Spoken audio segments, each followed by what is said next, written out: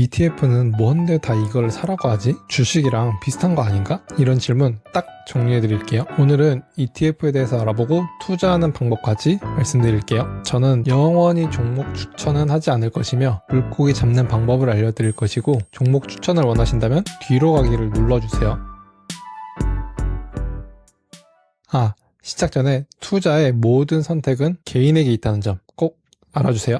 언젠간 여러분들과 같이 스터디하는 날이 왔으면 좋겠네요. ETF를 얘기하기 앞서 주식과 펀드를 빼놓을 수 없는데요. 주식은 삼성전자처럼 회사를 내가 직접 사서 매매하면서 운영을 하는 것이고, 펀드는 여러 종목을 모아둔 것을 전문가가 관리해주는 거라고 생각하시면 돼요. 그럼 ETF는 무엇일까요? 영어로 Exchange Traded Fund인데요. 상장 지수 펀드라고 불리지만 Exchange 거래소에서 Traded 거래가 가능한 펀드라는 뜻이에요. ETF를 검색해보시면 굉장히 다양하게 나올 텐데요. ETF의 이름은 상품을 만든 회사 그리고 투자 대상으로 이루어져 있어요. 대표적으로 코덱스 200과 SPY에 대해서 얘기를 해볼게요. 코덱스 200은 삼성자산운용사인 코스피에서 상위 기업 200개를 모아둔 ETF예요. 스파이는 SPDR S&P 500 ETF인데요. SSGA 운용사가 만든 S&P 500을 추종하는 펀드예요. ETF는 지수, 테마, 금, 채권 등 되게 다양한데요. S&P 500 ETF 많이 들어보셨죠? 근데 몰라도 괜찮아요.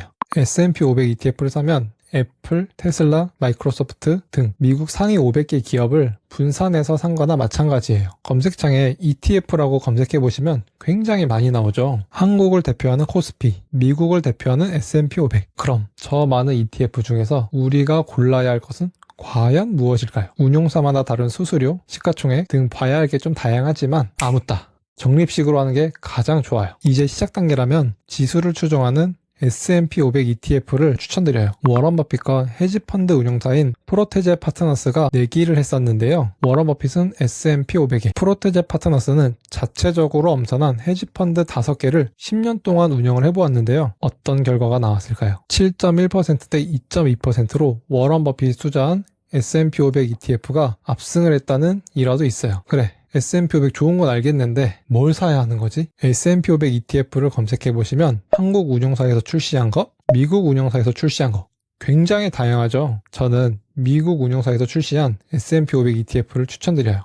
왜? 원화에 비해 신뢰도가 높은 달러로 ETF를 모아가다 보면 수익률은 물론이고 환율 상승에 따른 환차익까지 챙길 수 있기 때문이죠. 우리가 주식을 무서워하는 거는 떨어질 것에 대한 두려움 때문이잖아요. 그럴 수밖에 없는 게 주가가 하락할 것 같은 회사를 고르거나 너무 상승하는 것만 생각했기 때문이에요. 우리가 이걸 대비하려면 그 회사의 매출, 순이익, 사업성 등등등 많은 걸 봐야 돼요. 내가 이렇게 했는데도 상장 폐지된 기업을 골랐다거나 주가가 쭉쭉쭉쭉쭉 내려간다면 나의 분석이 잘못됐다고 보고 다시 분석해 볼 필요가 있죠. 하지만 기업 총수의 문제, 임원들의 횡령 배임 등의 이유로 주가가 하락하기도 하는데요. 자세한 건 주식 얘기를 할 때 좀 더 자세하게 다루고 ETF 얘기로 다시 넘어가 볼게요. ETF가 안전하게 투자할 수 있다라고 생각할 수도 있지만 우리는 언제나 상승할 것도 하락할 것도 대비하기 위해서 리스크 관리를 해야 돼요. 하지만 아무따 적립식 방식으로 투자를 하라고 한 이유가 있겠죠? 적립식 투자의 장점은 주가가 하락하면 개이득 떨어졌네? 하고 싸게 살 수 있고, 올라간다면 내가 가진 주식의 전체적인 평가 가치가 높아졌기 때문에 일석이조의 효과를 얻을 수 있는 거죠. 하지만 아무리 장기적으로 봤을 때 올라간다고 해도 대출을 받아서 투자를 한다면 리스크 관리를 했다라고 보기는 좀 힘들겠죠. 대출 상환 시점에 상승을 해서 수익 실현할 수 있다면 너무나 좋겠지만 언제나 오르는 건 아니라고 말씀드렸죠. 하락하는 것도 생각해야 되기 때문에 그런 위험성은 가져가지 않는 것을 추천드립니다. 주식에 비해서 ETF는 리스크가 분산된다는 게 가장 큰 장점인데요. 내가 만약 자동차 산업에 투자를 한다고 하면 현대자동차에만 투자를 하는 것이 아니라 다양한 자동차 기업에 투자를 하기 때문에 현대자동차의 주가가 떨어져도 기아차 혹은 다른 기업들의 주가가 올라간다면 전체적으로 상승하는 안정적인 그림으로 볼 수 있는 거죠. ETF는 시장의 평균을 따라가는 것이기 때문에 시장이 성장을 한다면 내가 산 ETF도 같이 성장을 하게 되는 거죠. 제가 만약 반도체 ETF를 샀다고 가정을 해볼게요. 근데 제 친구가 삼성전자로 엄청나게 돈을 벌었다고 저에게 자랑을 하는 거예요. 그럼 여러분은 어떠실 것 같으세요? 흔들릴 수도 있겠죠. ETF를 살 게 아니라 내가 삼성전자를 사서 돈을 저만큼 벌었어야 되는데 언젠간 여러분도 개별 종목으로 매매를 할 날이 오겠지만 지금은 calm down.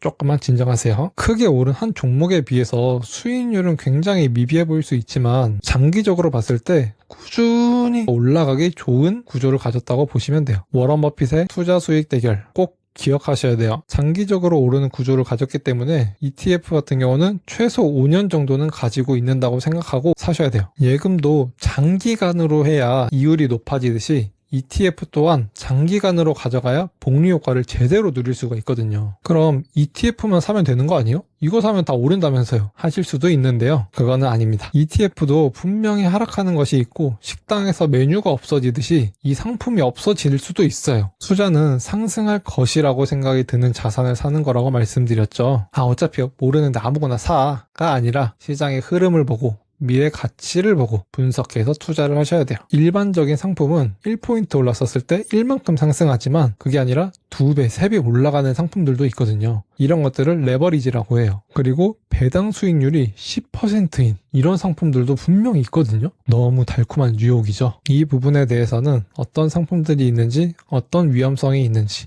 알아보는 시간을 따로 가져보도록 할게요.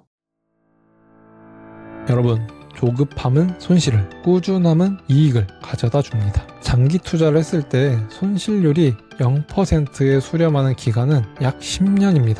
우린 아직 젊고 살 날이 많이 남았죠? 이번 달부터 월급의 딱 10%만 따로 투자를 해보는 습관을 가져보시는 건 어떨까요? 분명 10년, 20년이 지나면 든든한 나의 노후 대비 수단이 될 거예요. 오늘도 우코노미였습니다. 구독 눌러주시고 다음에 또 봐요.